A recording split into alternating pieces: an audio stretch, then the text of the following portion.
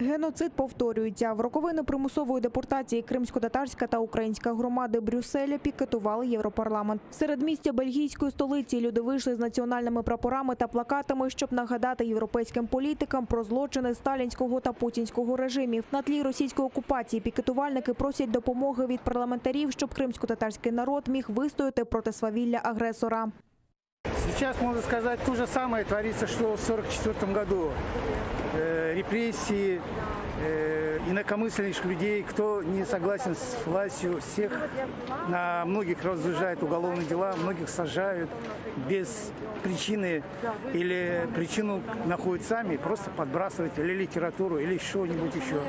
И объявляют людей террористами, запрещенной какой-нибудь организацией. Новая беда не заставила себя долго ждать. Сейчас в Крыму происходит гибридная депортация. Тысячи людей вынуждены покинуть свои дома из-за оккупационной политики России.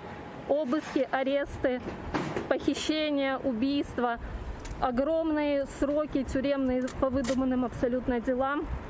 Мы призываем весь мир обратить на нас внимание и защитить наш многострадальный народ.